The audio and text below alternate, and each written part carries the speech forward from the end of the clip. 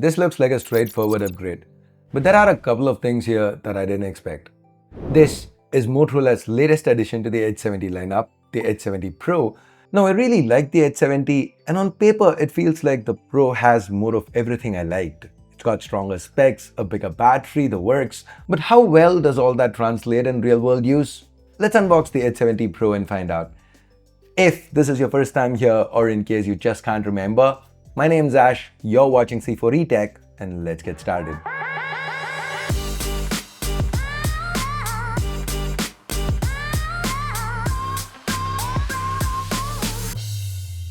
Quick note before we begin, I am working with Motorola on this one, but as always, everything you hear is my own take. This is just a showcase of what the Edge 70 Pro brings to the table, not a review.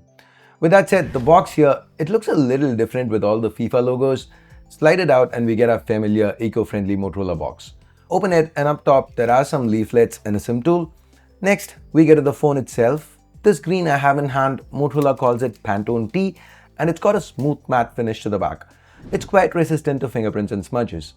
Moto also offers this phone in Pantone White with a marble-esque finish, and there's a Pantone Titan with a fabric-esque finish. Anyways, moving on, we then have a USB Type-C to Type-C cable and a 90-watt turbocharger.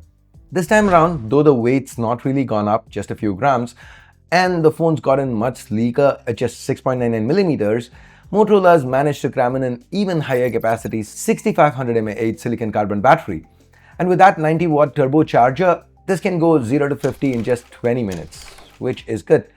That said, it is a little strange that there's no wireless charging on the Pro model. Now, the overall footprint of the Edge 70 Pro is slightly larger compared to its predecessor, and that's because of the display.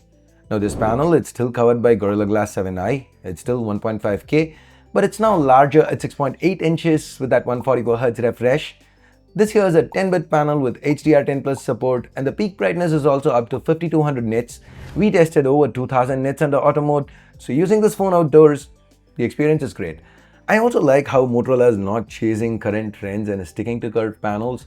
I mean, regardless of where you stand on the whole curved versus flat display thing, as a consumer, it's always nice to have options. And personally, I love the natural feel you get swiping on curved displays. Also, the fact that the display and the back both curve inwards make this already sleek phone feel even slimmer in hand. It's got that typical Motorola comfort factor when you hold it. Now, a lot of this is polycarbonate, but the Edge 70 Pro still manages to feel premium, and that camera array at the back, it gives a very Moto Signature-esque vibe, and Motorola continues to offer an IP68, IP69 rating along with military standard 8 and 8 certification. Speaking of the camera array, that is one of the biggest strengths of the Edge 70 Pro. The primary here is the Sony Light 710, a sensor we first saw on the Edge 70 Fusion, and given the stronger ISP here, the performance is even improved. This sensor is paired with an f1.8 lens with OIS. It does an excellent job. The colors, Pantone validated, are natural. There's a lot of detail and the dynamic range is wide. AI in the backend kind of helps you get the best with these images. That's it. It's under low light that the sensor really shines. Look at this shot. Totally dark outside, bright light inside the room, and it's handled both the shadows and highlights well. It's quite balanced. The ISP with the Light 710's 20% improved signal to noise handling performs very well in the dark. The secondary here is another 50 megapixel sensor paired with an f2 ultra-wide lens with a 122-degree field of view. This lens also has support for autofocus, so it can pull double duty for macros. Then there's the 50 megapixel front-facing camera, which gets you detailed selfies with natural skin tones, thanks again to the Pantone validation. Now, all three cameras can shoot 4K 60, and the footage looks good. Well exposed, details, no complaints about the dynamic range or white balance either. Adaptive AI stabilization helps keep everything stable. Talking about stability, there's also 360-degree horizon lock, which lets you keep the footage locked and stable regardless of how you move your phone. I also like the frame match feature. Basically, you get to frame the shot and then hand the phone over to somebody else, and they now have an overlay to match the frame you'd set for them. This is one feature I'd definitely love to see on more phones, because this is something that usually annoys me when I'm outside trying to frame a picture and put myself in it. So yeah, now there is one caveat with the optics, and that's the fact that we don't get a telephoto this time. For now, let's put a pin on it. I'll talk more about it in the pricing section. Moving on, the SoC is one area where Motorola hasn't compromised. The Dimensity 8500 Extreme here is a much bigger improvement over last year's 8350 than the name might indicate. It benches almost 60% higher. The LPDDR5X RAM is also 12% faster, and so is the storage, given it's now UFS 4.1. Sustained performance is not great, though there is still enough power here for the Edge 70 Pro to run most games quite well. The support for 120Hz gaming with both BGMI and COD mobile. But what is really interesting here is the thermal headroom on offer.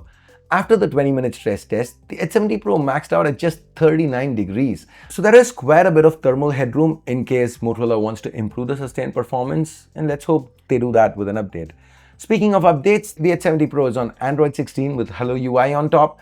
There is minimal bloat. Motorola is promising 3 years of Android version upgrades along with 5 years of security patches, which happens to be one more than what they offered last year. The user experience is very close to what you'd find on an actual flagship. The interface, we found it very responsive. Guys, let me quickly cut to a small bit from our Edge 70 coverage. Now, Motorola has added this AI key to the left, and long pressing it brings up Moto AI. You get familiar stuff here, like remember this and update me. And Motorola is clearly leaning harder into AI these days. Like you get Copilot Vision from here. Say on a website, you get to explore with Perplexity.